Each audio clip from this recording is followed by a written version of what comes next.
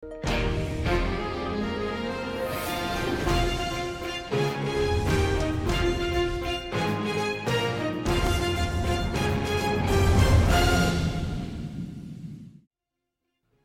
tal? Buenas noches, amables televidentes, bienvenidos, qué gusto que nos acompañen. Iniciamos una semana más, hoy 21 de mayo. Y a propósito, Augusto, qué rápido se está pasando el año.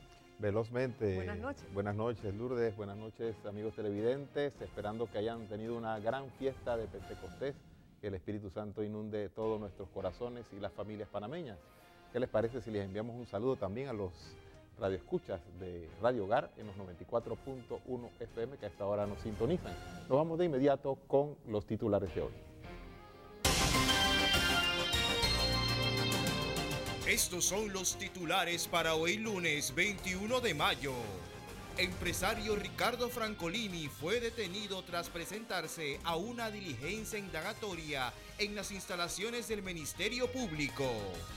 Equipo de fiscales anticorrupción realizan inspección ocular en la Caja del Seguro Social. Varias familias perdieron sus pertenencias en incendio en el sector de Curundú. En las internacionales, presidente Nicolás Maduro es reelecto presidente de Venezuela. Autoridades cubanas han podido identificar 20 de las 110 víctimas de accidente aéreo. Esto es FETV Diario. Iniciamos con la información. Esta mañana el abogado José Antonio Moncada, en representación del ciudadano Heraclio Bustamante, presentó ante el Ministerio Público una denuncia contra la directiva de la Caja del Seguro Social y contra su director Alfredo Martís por supuesto acto de corrupción en la construcción del Hospital de Panamá Norte. Bueno, la denuncia obedece a que en este país ya no se respeta la salud del pueblo panameño. No solamente han cerrado hospitales, sino que están negando la apertura de nuevos hospitales ante la necesidad de la población de Chilibre, Las Cumbres. La Junta Directiva de la Caja del Seguro Social se ha negado a aprobar este proyecto que ya estaba licitado. Por lo tanto, tenemos una denuncia contra corrupción y 2 delitos más contra la misma Junta Directiva de la Caja del Seguro Social. Ellos están sentados allí y se les olvida que cobrar sin trabajar es un delito también. Y muchos panameños de funcionarios públicos se les olvida. Ellos tienen la obligación de dar, por la propia norma de la ley de ellos orgánica, de aprobar leyes que favorezcan a la seguridad social. Ellos no pueden decir que porque se les antoja negar un hospital lo tienen que hacer. Tenemos una población de más de 300.000 habitantes. Tenemos una población casi de 1.000 personas discapacitadas. Nosotros tenemos la única autopista que hay en el país, que es la autopista Panamá-Colón, donde transitan cualquier cantidad de buses llenos de personas. Ni Dios lo permita, hay un accidente grave, ¿dónde se van a trasladar las personas? El Hospital San Miguel Arcángel lo cerraron sin tomar las medidas de precaución. Cierran el Centro de Salud de San Isidro. Nosotros tenemos un centro de salud en Alcaldía, que eso no se da abasto. Y en este mismo orden de informaciones, un equipo de fiscales anticorrupción de la Procuraduría General de la Nación, encabezados por Biel Cabrose y Ruth Morcillo, inició este lunes 21 de mayo la inspección ocular en la Caja de Seguro Social por la querella interpuesta por el director general, doctor Alfredo Martís, el pasado 3 de mayo por la comisión del presunto delito contra la administración pública. Durante su llegada, las fiscales dialogaron con los directivos ejecutivos de Legal e Innovación y Transformación con el director nacional de ingresos sobre aspectos que deben ser ampliados por la entidad en torno al manejo del sistema SIPE. Sin indicar el tiempo que durarán la inspección, el equipo de la Fiscalía Anticorrupción inició los trabajos de forma inmediata. Bien, y en otro asunto tenemos que unas 40 unidades del Cuerpo de Bomberos de Caledonia, Plaza Amador y Balboa participaron en las labores de extinción de un incendio que afectó varias viviendas en el sector de Curundú. Las llamas se tomaron rápidamente las estructuras de varias viviendas que fueron construidas con zinc y madera en el sector de Santa Cruz, corregimiento de Curundú. Sin embargo, recibimos la llamada, acudimos con 4 estaciones, la de Avenida Cuba, Plaza Amador, Balboa y Carraquilla, porque nada más tenemos un hidrante, hay que hacer relevo con los vehículos para poder tener caudal de agua Estamos hablando aproximadamente de 10 a 15 barracas que están en la parte posterior y entonces trabajamos nosotros con 5 vehículos de extinción y alrededor de 40 unidades del Cuerpo de Bomberos. El benemérito Cuerpo de Bomberos logró controlar el siniestro que impidió que los afectados sacaran sus pertenencias. El coronel Jaime Villar informó que ya se iniciaron las investigaciones para conocer qué produjo el incendio. No, todavía nadie nos ha dicho cuál fue la causa. Lo cierto es que cuando entran nuestras unidades había muchos tanques de gas y algunos de ellos explotaron. Sin embargo, algunos residentes aseguraron que el conato de incendio fue producto de conexiones ilegales. Este es el segundo fuego que hay en el área. El segundo fuego que hay en el área. ¿La primera por qué fue originada? De igual manera, corto. Lo mismo, es que no quieren poner la luz. Y si no ponen la luz, agua potable, no tenemos luz. Estas familias, en medio de la tragedia, manifestaban que el MIBI les había prometido una solución de viviendas más dignas, pero que aún no les ha dado respuesta. desde el año pasado yo estoy en esto. Por eso que queremos hablar con el Necesitamos una respuesta positiva, nada de mentira, nada de eso. Queremos una respuesta positiva, por favor. El siniestro se dio en horas de la mañana, sin personas heridas y víctimas que lamentar. En el lugar también estuvo presente para apoyar el Sistema Nacional de Protección Civil, la Policía Nacional y el Ministerio de Vivienda, que inició con el censo de las personas afectadas. Con cámara de Gary Acosta, Jennifer Sanjur Padilla, FETV Diario. Y en otro orden de noticias, el empresario Ricardo Francolini fue detenido este lunes tras presentarse a una diligencia indagatoria en las instalaciones del Ministerio Público del edificio Avesa. La indagatoria se desarrollaba en la Fiscalía Séptima Anticorrupción y guarda relación con la investigación que adelanta esa entidad dentro del caso Financial Pacific. Su abogado Carlos Carrillo llegó a la Corte Suprema de Justicia en horas de la tarde para presentar un habeas corpus. Bien, y para ampliar esta información tenemos que en la cuenta de la red social Twitter, el empresario Ricardo Francolini señaló que una vez más, Francolini se presentó en el Avesa de manera voluntaria y fiscales ordenaron su detención. Vuelven a vulnerar sus derechos y garantías. Más adelante, en otro tuit, el empresario indicó que he dado la cara como siempre y hoy nuevamente me convierto en una víctima de acción orquestada en contra de Cambio Democrático y los miembros del partido que nos mantenemos leales a Ricardo Martinelli. Y en un último mensaje colgado en la red social, mencionó que esta acción en mi contra no evitará mi promesa con los 450,000 miembros de Cambio Democrático. Reitero mi compromiso de seguir combatiendo los ataques en mi contra y mi aspiración a convertirme en el candidato que nos represente en las elecciones generales de 2019 en mayo.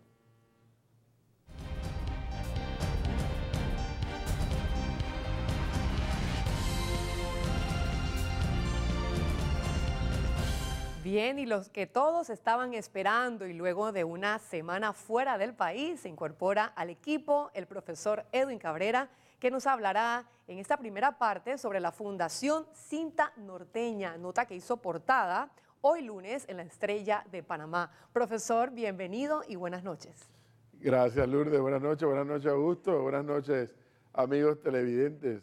Me pareció una eternidad estas 2 semanitas, pero la verdad que les confieso que valió la pena haber estado en Tierra Santa, haber estado en estos lugares para nosotros los católicos, reconociendo también la religión judía y la religión musulmana que están allá en esa parte del mundo.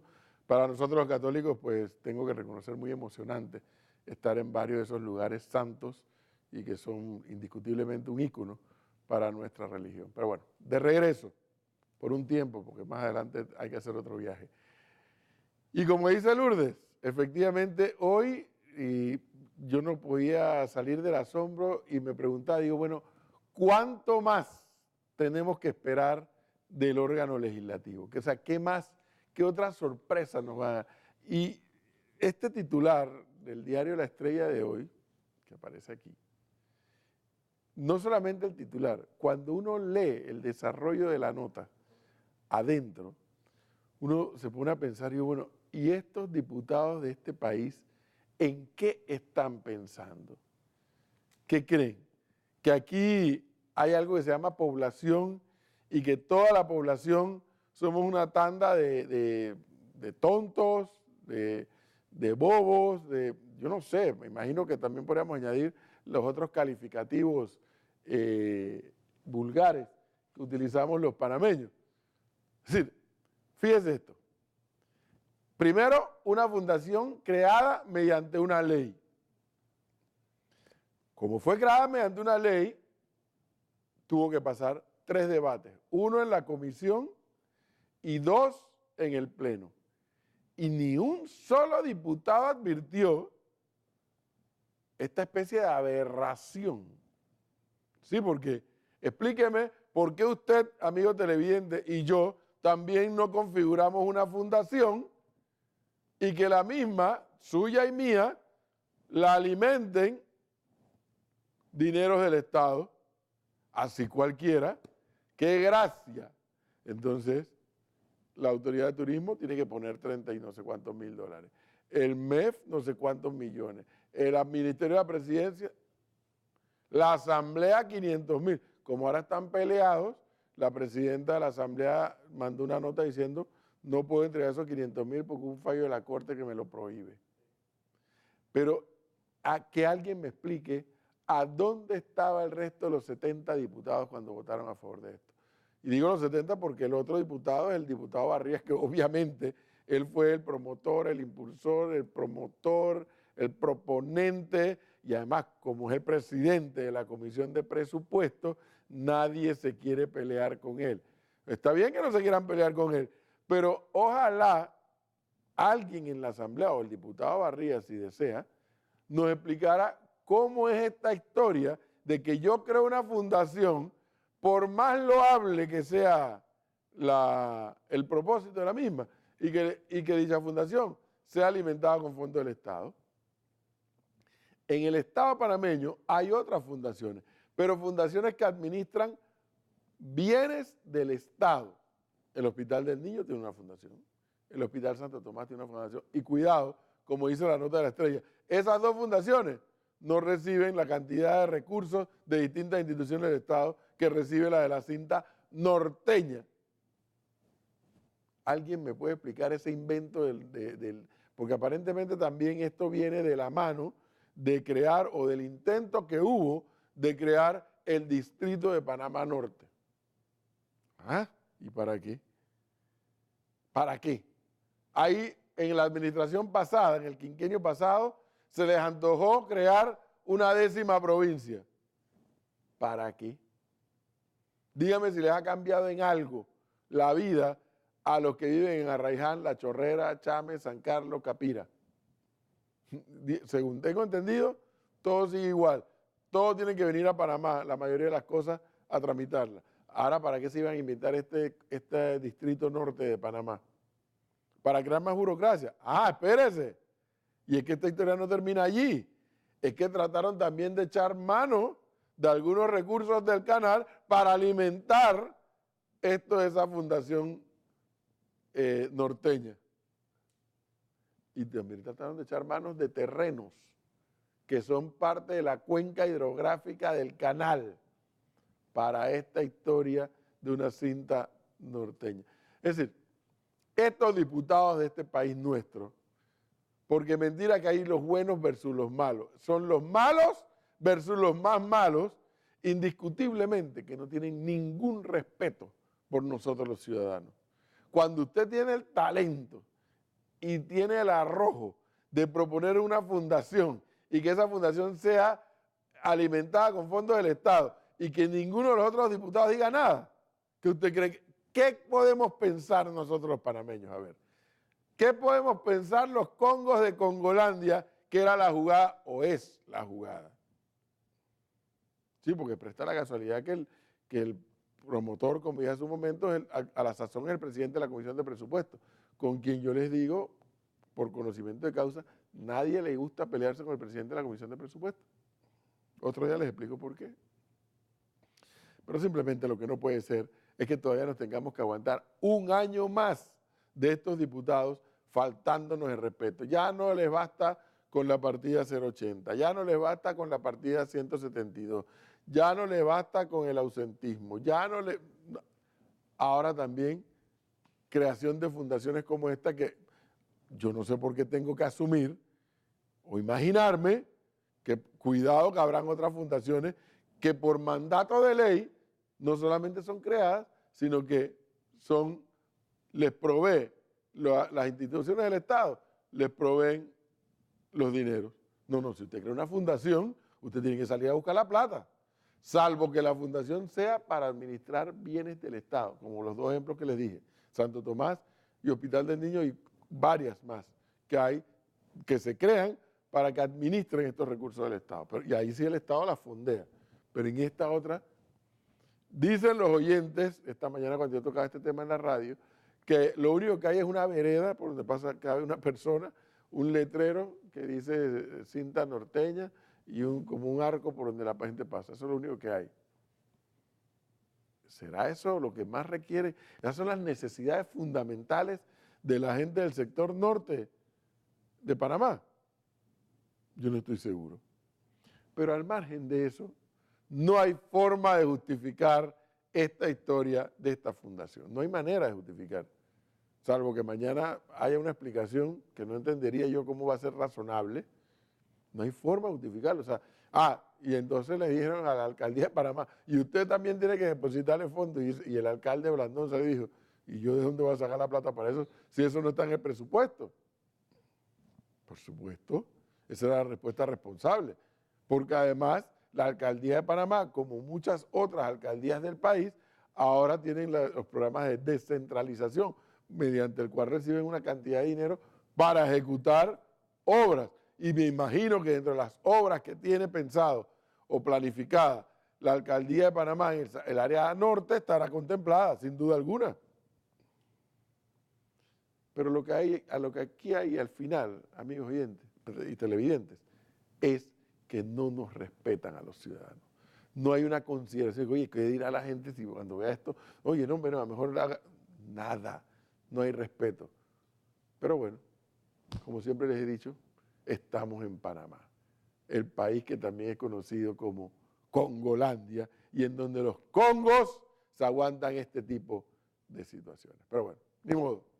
Seguimos con más información porque en el segundo bloque también vamos a hablar de otra pugna que hay, pero en este caso de dos empresas por una obra que la necesitamos los panameños, pero que no avanzan por las impugnaciones. Vamos a hablar de eso en el segundo bloque del análisis.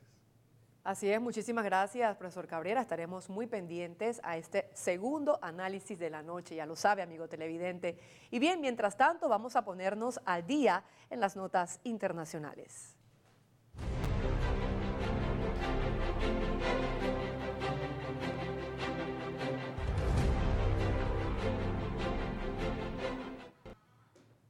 Bien, más de 1000 yihadistas fueron evacuados de los barrios del sur de Damasco y del campo de refugiados palestinos de Yarqum, permitiendo la entrada de las fuerzas del régimen sirio de Bashar al-Assad. El régimen sirio de Bashar al-Assad anunció el lunes que controla totalmente Damasco y sus alrededores por primera vez desde 2012, luego de haber expulsado a los yihadistas del grupo Estado Islámico. El ejército logró controlar la zona de Ayar al-Aswad y el campo de refugiados de Yarmouk. No hay ningún acuerdo de evacuación confirmado por el régimen sirio, pero la agencia oficial siria afirmó que mujeres y niños salieron de la zona. El Observatorio Sirio de Derechos Humanos afirmó que más de 1000 yihadistas fueron evacuados en 2 días, de los barrios del sur de la capital hacia el desierto, lo que permitió la entrada de las fuerzas progubernamentales en esos sectores sometidos a bombardeos desde hace un mes. El régimen sirio logró en los últimos meses expulsar a los rebeldes de la zona en torno a Damasco, lo que dejaba un único bolsón de yihadistas del Estado Islámico en el sur de la capital. Desde el 19 de abril, el gobierno sirio lanzó una gran ofensiva contra el Estado Islámico en el sur de la capital, que dejó más de 250 muertos en las fuerzas pro-régimen, así como 233 yihadistas y más de 60 civiles abatidos, según el Observatorio Sirio de Derechos Humanos.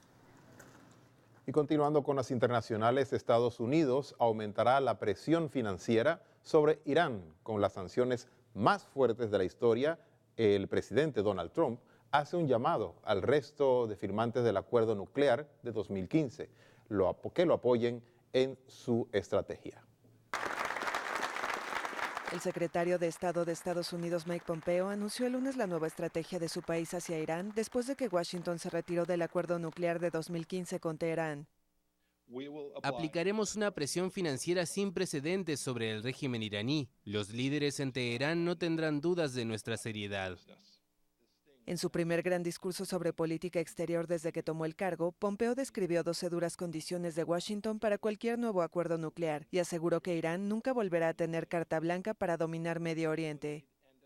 Entendemos que nuestra reimposición de sanciones y la próxima campaña de presión sobre el régimen de Irán plantearán dificultades financieras y económicas para varios de nuestros amigos. De hecho, también impone desafíos económicos a Estados Unidos. Son mercados a los que nuestras empresas les gustaría vender también. Y queremos escuchar sus preocupaciones, pero saben, haremos que quienes hacen negocios prohibidos en Irán rindan cuentas.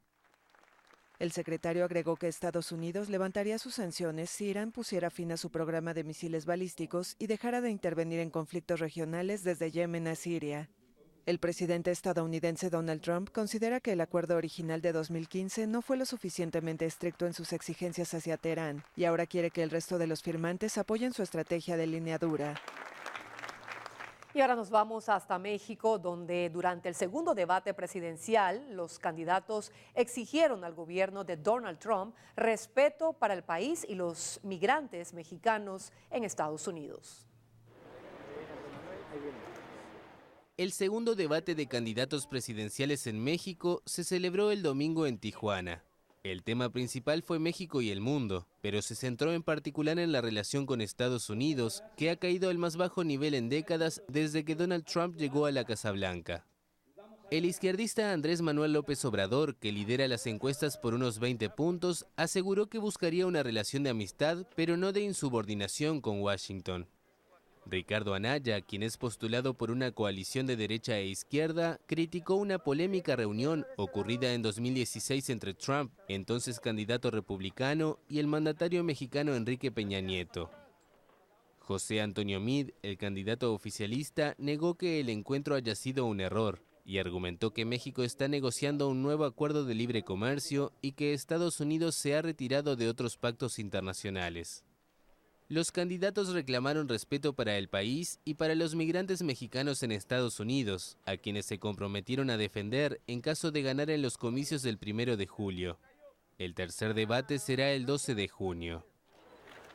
Autoridades en Cuba han identificado 20 de las 110 víctimas que provocó el accidente de un Boeing 737, alquilado por la aerolínea cubana de aviación el pasado viernes en la capital de la isla. En un clima de angustia, familiares de las víctimas del avión que se estrelló en Cuba el pasado viernes aguardan la identificación de los cuerpos. Por eso estamos aquí hoy, a ver si, aunque sea el consuelo que nos den, que nos entreguen el cuerpecito de él para hoy, aunque sea hoy, poder estar con él por su cumpleaños, aunque sea. Hasta el domingo, Cuba había identificado 20 de los 110 cadáveres que provocó el accidente aéreo. Las autoridades del Instituto de Medicina Legal indicaron que a medida que son identificados, los restos son entregados a los familiares. Pero estimaron que será necesario alrededor de un mes para terminar con la investigación.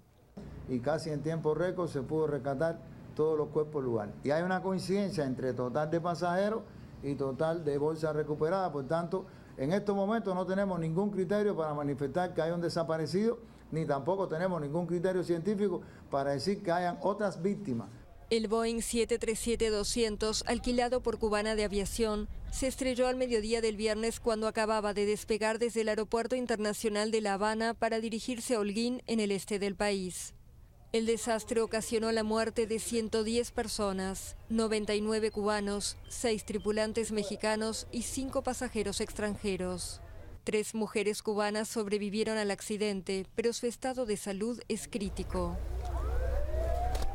Bien, y pasamos a otro tema. A una semana de que se celebren los comicios presidenciales en Colombia, el candidato de la derecha, Iván Duque, lidera la intención de votos en las encuestas, seguido del candidato de izquierda, Gustavo Petro.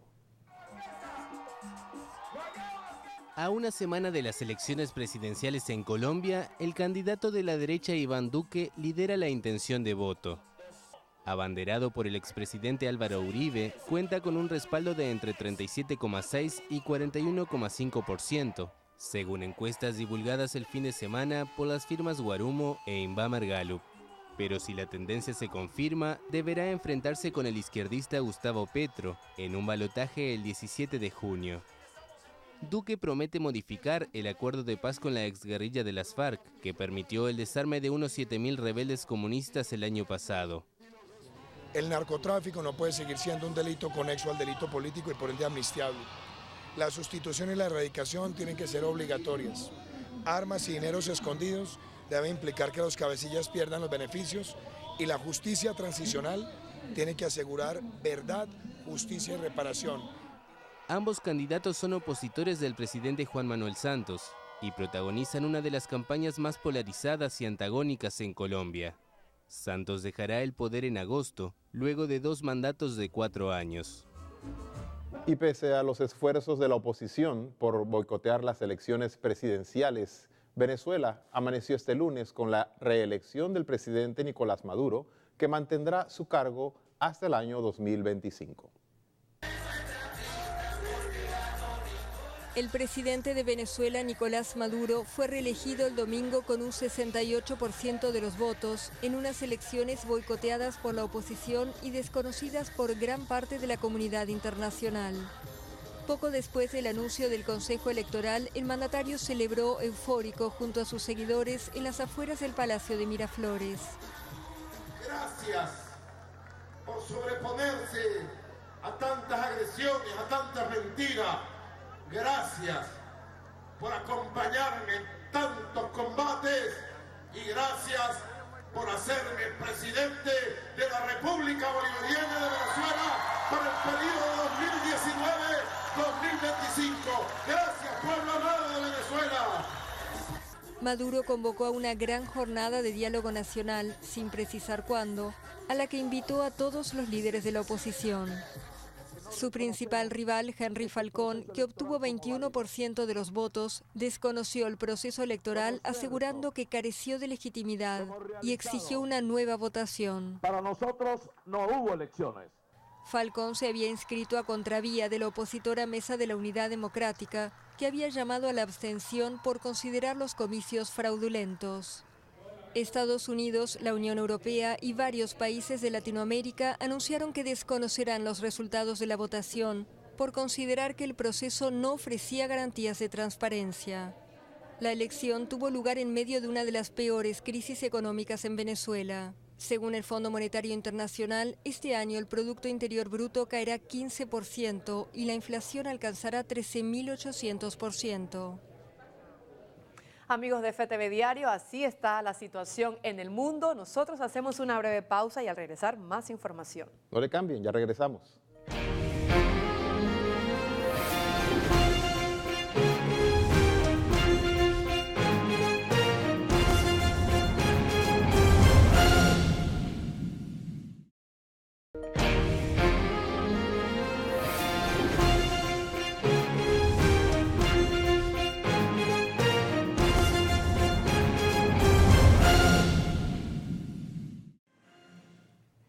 Y de vuelta con las noticias, gracias por acompañarnos y también un cordial saludo a los amigos oyentes de Radio Hogar a través de los 94.1 FM.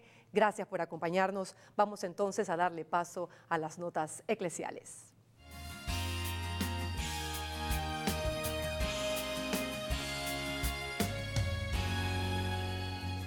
Y en el día de Pentecostés, el Papa Francisco, durante el rezo de Regina Coeli, anunció la lista de los nuevos cardenales y también se refirió a la situación de Venezuela.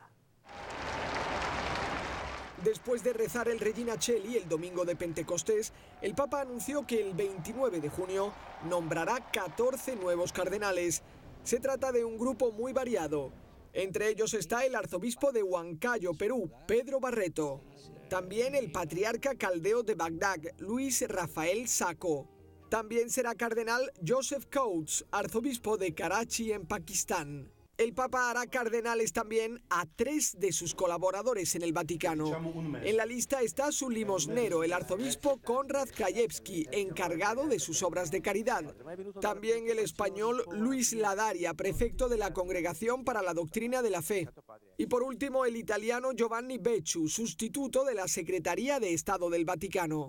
Durante el Regina Coeli, el Papa también mencionó la situación de Venezuela, donde Nicolás Maduro acaba de obtener un segundo mandato como presidente.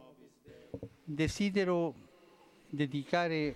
dedicar nuevamente un recuerdo especial a mi querida Venezuela. Pido que el Espíritu Santo dé a todo el pueblo venezolano, a todos gobernantes, pueblo, la sabiduría para encontrar la vía de la paz y la unidad.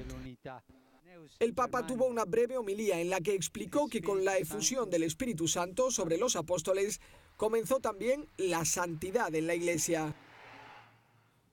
El Papa Francisco, a través del decreto Ecclesia Mater de la Congregación para el Culto Divino, ha establecido la memoria de la Virgen María, Madre de la Iglesia, que se celebra cada lunes siguiente a Pentecostés.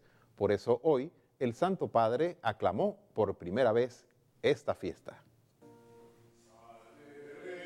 En su homilía en Casa Santa Marta, Francisco celebró por primera vez la fiesta de la Virgen María, Madre de la Iglesia. El Papa dijo que Dios quiso nacer de una mujer para enseñar a la Iglesia el camino de la mujer. Lo importante es que la Chiesa sea donna. Lo importante es que la Iglesia sea mujer, que tenga esta actitud de esposa y de madre. Cuando nos olvidamos de esto, es una Iglesia masculina. Sin esta dimensión, se convierte en una iglesia de solterones que viven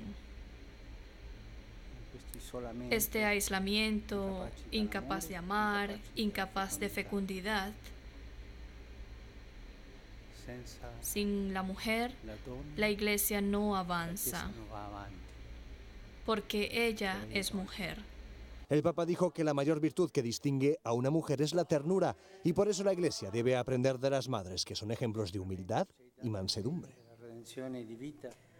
Y pasamos a otro tema. Este domingo se realizó una nueva marcha por la vida en Argentina, reuniendo a más de 3 millones de personas en todo el país para defender la vida del niño por nacer y de la madre, y para oponerse al proyecto de despenalización del aborto que se debate en el Congreso. Según el comité organizador conformado por la ONG Más Vida, la cifra en Buenos Aires ascendió a unas 350.000 personas y hubo un total de 3.600.000 repartidas en 270 ciudades del país. Esta es la segunda marcha por la vida realizada en Argentina este año, luego de la exitosa marcha de más de 2 millones de personas realizada en cerca de 270 ciudades del pasado 25 de marzo, Día del Niño por Nacer. Y continuamos con más información. El Ministerio Público señaló este domingo que el caso Blue Apple Services se encuentra suspendido desde hace 2 meses. Se trata de la investigación relacionada con el pago de coimas por contratistas del Estado a funcionarios en el pasado gobierno. Más de 2 meses ha pasado desde que se suspendió la causa denominada Blue Apple. Aún cuando el juzgado concedió causa compleja y extendió el término de investigación por 6 meses, la defensa anunció y presentó recurso de apelación, recurso que fue admitido por el tribunal, pero un efecto que suspende la investigación. En efecto, diferido, que limita que la Fiscalía pueda continuar cuando la ley establece que sea en el efecto devolutivo para dar oportunidad y continuar con la misma. Bien, y en otro tema, en acto solemne fue despedido el cabo segundo Jaime Ruiz Martínez, unidad del servicio motorizado de la zona policial de Colón, que falleció en un trágico accidente de tránsito el pasado miércoles 16 de mayo de 2018. Despedimos uno de los hombres asignados a esa misión específicamente en la ciudad de Colón, cuando estaba haciendo la persecución de un vehículo que estaba probablemente vinculado a un delito. Así que este es el sacrificio que dan los hombres y mujeres de la fuerza pública para cumplirle al pueblo panameño. Y yo sé que la ciudadanía siempre exige más, hay que darle más, pero igual de la misma forma yo le pido respaldo a la ciudadanía para los hombres y mujeres de la fuerza pública que todos los días arriesgan su vida para tener un país seguro, ciudades seguras y avanzar en la misión que se les ha asignado. Así. Y tras las elecciones realizadas este fin de semana en Venezuela, donde fue reelecto Nicolás Maduro como presidente hasta el año 2025, el gobierno de Panamá no reconoce estas elecciones. Nosotros fuimos muy claros que no íbamos a aceptar el resultado del 20 de mayo. Ayer se vio claramente la votación que se dio. No es una competencia abierta democráticamente con participación de todos los sectores de oposición, así que Panamá dejó su posición, fue comunicada anoche por la Cancillería, ratificada, y hoy saldrá un pronunciamiento también del Grupo de Lima, del cual Panamá es parte. Así que esperemos que el presidente Maduro, que aún se mantiene en su periodo actual constitucional, reflexione y use estos meses que quedan de su periodo actual constitucional para buscar la paz y la democracia y vías de encuentro en su pueblo para evitar las situaciones que se están dando, que está afectando mucho a la población. Bien, amigos, hacemos una breve pausa y al regresar el profesor Cabrera nos hablará en el segundo análisis sobre la participación de 2 empresas en licitaciones para nuevos proyectos. Y esta nota apareció hoy en la portada del diario La Prensa. Ya lo sabe, estar muy pendientes. A gusto. Ya volvemos.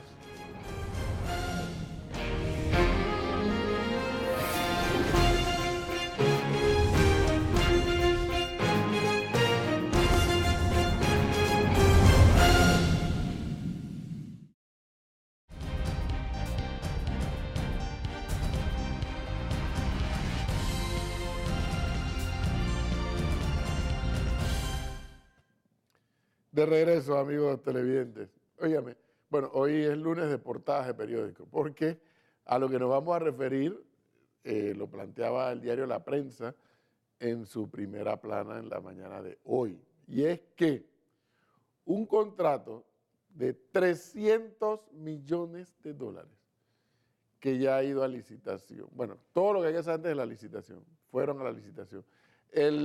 Son 2 tramos. Lo que le llaman el corredor de playas, y entonces se le ganó la empresa FCC. Pues bien, la empresa MECO hasta el día de hoy ha impedido que la obra inicie. Fíjense, esto es alucinante. ¿Y por qué es alucinante? Bueno, a ver, por un lado FCC se la gana. FCC es la misma empresa que está asociada con Odebrecht en la línea 1 y la línea 2 del metro. Eso hay que registrarlo. Pero se gana, entiendo que el primer tramo, se gana el segundo tramo, pero la empresa MECO, empresa que está en Blue Apple, confesa de que pagó coimas. Esa empresa no solamente se gasta el lujo de participar en una cantidad de licitaciones y de ganársela, porque es casi como una empresa mimada de este gobierno, se gana no sé cuántas obras la empresa MECO. Bueno, dice, no me gusta, impugna, posterga. Dan una primera versión a la impugnación de que la pierde, impugna de nuevo. En aquel momento por una cosa, después por otra. ¿Cómo ustedes me pueden explicar que una empresa confesa que está en el listado de Blue Apple, no solamente licita y se gana obras? Bueno, ya eso sabemos que pasa en Congolandia. Pero no conforme con licitar y ganarse obras, licita, pierde las licitaciones e impugna. Y mientras tanto, los congos de Congolandia esperando que ese denominado corredor de playas inicia la construcción porque ya no se soporta más el tranque del sector oeste para entrar a la ciudad capital y viceversa. Se nos ha explicado a los panameños que esa obra de no sé cuánto, bueno, este tramo de 300 millones de dólares es necesaria porque hay que ampliar a 3 carriles, es lo que tengo entendido. O que va a llevar una vía expedita. No sé si es un tercer carril o si es una vía expedita. Cualquiera de las dos, que ahora no recuerdo cuál es, MECO decide que ya vamos por mayo del 2018. Esta historia comenzó en el 2016 con los estudios y luego la licitación del 2017. Y ya estamos en mayo, la otra semana termina mayo del 2018 y no se ha puesto una piedra. ¿Por qué? Porque la confesa MECO ha decidido que va a impugnar y a impedir que FCC, que no digo que sea una empresa que sea un santo varón bajado del cielo, que no lo es FCC, pero que hasta el momento no le han podido demostrar en las impugnaciones que no se le puede asignar la obra para que entonces dar la orden de proceder, nada, porque MECO no le da la gana. Ustedes pueden creer que eso pasa en Panamá, que una empresa que no debiera estar licitando y sigue licitando porque es confesa de pagar coimas, no solamente participa, sino que impugna ahora aquellas obras que no se ganan, porque por sí ante sí, si no me las gano yo, no se las gana nadie. Ah, bueno, y naturalmente, la instancia esa de contratación, el Tribunal de Contrataciones, creo que se llama, que impugna y se demora una eternidad para desechar la impugnación o para acogerla. Y entonces el tiempo sigue pasando. El tiempo sigue pasando y la obra que necesitamos los panameños no comienza. O sea, ¿cómo uno puede justificar que ese proceso de burocracia estatal, en este caso para definir o dirimir impugnaciones, demore tanto?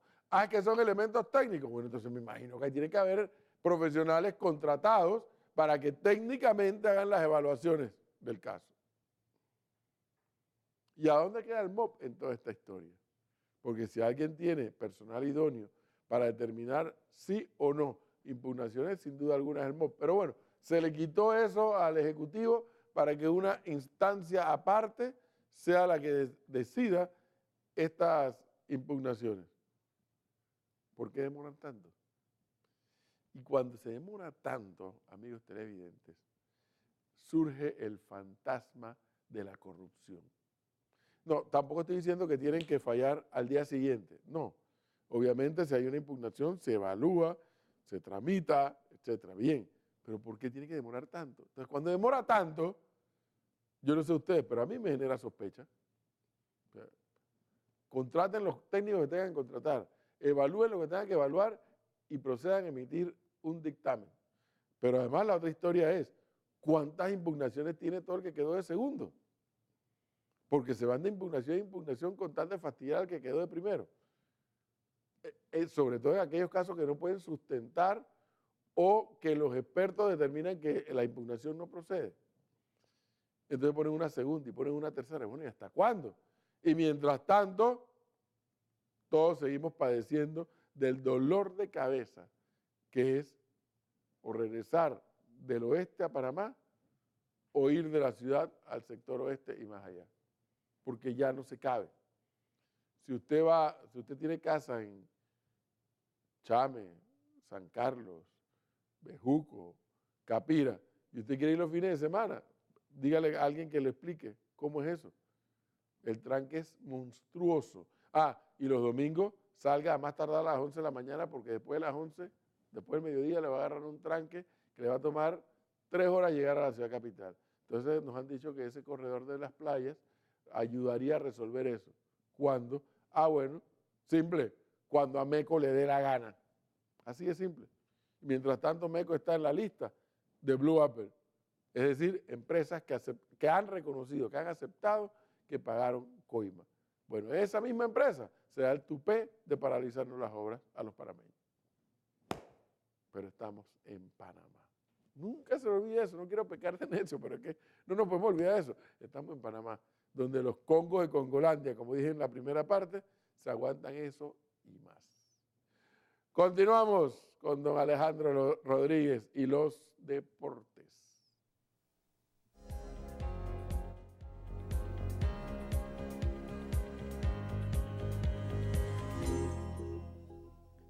Gracias, buenas noches. Vamos de inmediato con la información deportiva. Arrancamos con la gran final de la LPF. Y es que el sábado el Club Atlético Independiente se coronó campeón de la LPF tras vencer 1-0 al Tauro FC con gol desde el punto penal cobrado por Omar Brownie. Un Tauro que no pudo carburar como se esperaba y un CAI que supo manejar su ventaja. Esta es la primera estrella del Club Atlético Independiente en apenas su segunda final jugada y el Tauro tendrá que esperar otro torneo para buscar su estrella número 14. Así que felicidades para toda la gente del CAI y su fanaticada por ese título obtenido el fin de semana. Cambiamos de tema, nos vamos para la selección de Panamá y es que hoy inició una nueva semana de entrenamientos en el Estadio Rommel Fernández de cara al partido del próximo martes ante Irlanda del Norte. Para hoy se sumaron a los entrenamientos Armando Cooper y Eric Davis. Luis Tejada visitó la concentración, pero se sumará a partir de mañana a los entrenamientos debido a que tuvo acción en el fin de semana en su equipo en Perú. Vamos a escuchar a Eric Davis en conferencia de prensa. Y eso es lo mismo, pienso que hay que disfrutarnos, a la vez nos sirve para mejorar mucho, agarrar nuestra experiencia y claro, cómo no, demostrar, también hay que demostrar que somos capaces y estoy seguro que lo vamos a hacer. Nos mantenemos en el fútbol y nos vamos para Europa y es que la selección de España entregó su listado para el Mundial de Rusia 2018. La principal novedad es la no convocatoria del delantero del Chelsea y ex jugador del Real Madrid, Álvaro Morata. Por ahí tampoco aparece Sergi Roberto, jugador del Barcelona. Repasamos rápidamente los 23 convocados, los porteros David De Gea, Pepe Reina y Kepa, los defensores Carvajal, Odriozola, Piqué, Sergio Ramos, Nacho, Azpilicueta, Jordi Alba y Nacho Monreal. Los mediocampistas, Sergio Busquets, Saúl Iñiguez, Coque, Thiago Alcántara, Andrés Iniesta, David Silva y Francisco Alarcón. Los delanteros, Marco Asensio, Lucas Vázquez, Iago Aspas, Rodrigo y Diego Costa. Así que bueno, esa es la convocatoria de España para el Mundial. Otra selección que entregó su listado hoy de 23 jugadores fue la selección albiceleste. Los dirigidos por Jorge Sampaoli entrenaron esta mañana y horas después del entrenamiento, Jorge Sampaoli realizó una conferencia de prensa para anunciar el listado. Los porteros, Sergio Romero, Franco Armani y Willy Caballero. Los defensas, Cristian Ansaldi, Marcos Rojo, Marco Acuña, Nicolás Tagliafico, Gabriel Mercado, Nicolás Otamendi, Javier Mascherano y Federico Fazio. Los volantes, Ever Banega, Lucas Biglia, Eduardo Salvio, Cristian Pavón, Maximiliano Mesa, Ángel Di María, Manuel Lanzini y Giovanni Lo Celso, el jugador del PSG. Y los delanteros, Leo Messi, Paulo Dybala, Sergio Agüero y Gonzalo Higuaín. Quedó descartado Mauro Icardi, la gran sorpresa de esta lista de Argentina. Vámonos para Europa otra vez y es que ayer domingo se jugaba la última jornada de la Liga Española en el Camp Nou. El Barcelona recibía a la Real Sociedad, lo que sería un partido muy especial, sin duda por la despedida de Andrés Iniesta. Recuerden que Andrés Iniesta va a salir del equipo español.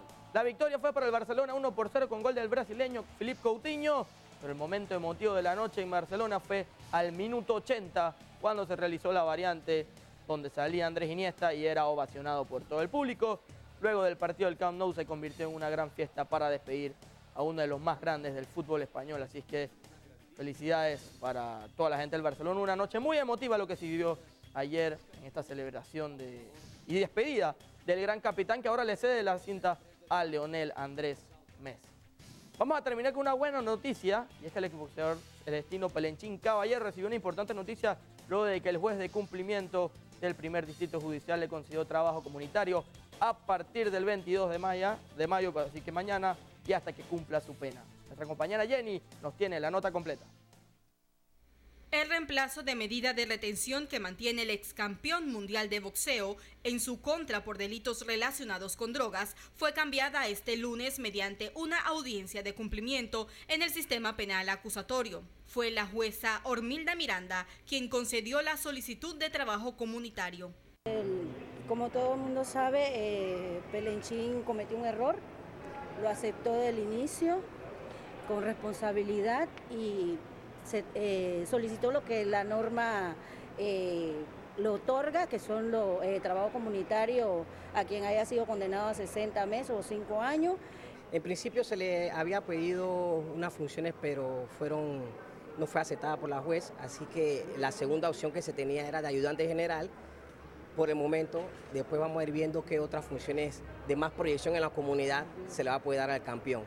La fiscal especializada en delitos relacionados con drogas, representada por la fiscal Yanel Acuña, estuvo en desacuerdo con que el boxeador realice trabajo comunitario como conductor, toda vez que el delito que cometió era por transporte de sustancias ilícitas. Claro que sí, son cosas que a veces uno no piensa. Pasa en un momento en el cual uno tiene dificultades y créanme que no es la mejor opción y no se lo recomiendo a nadie. ¿Qué pretende? Bueno, perdí 2 años de mi vida, no es así, no se pierde, se aprende. Pierde aquel que ya no existe. Así que se aprendió y de eso hay que corregirlo. ¿Qué aprendió? El Ministerio Público solicitó además que se realice un informe y reporte de las labores que efectuará el señor Caballero en el municipio de Colón, las cuales quedaron estipuladas para los días martes y miércoles de 8 a.m. a 12:30 p.m. También tiene prohibido el porte de armas, ingerir bebidas alcohólicas. Igualmente, deberá notificarse los días 13 de cada mes. El colonense fue detenido en marzo del 2016. Luego de 2 años en prisión, se le impuso una condena de 5 años de prisión el 18 de febrero por la comisión de delitos relacionados con drogas. Así es, esto es lo que tenemos en información deportiva para hoy. Seguimos con la parte final de FTV Diario. Bien, amigos televidentes, muchas gracias a nuestro compañero Alejandro y llegamos al final de su noticiero FTV Diario.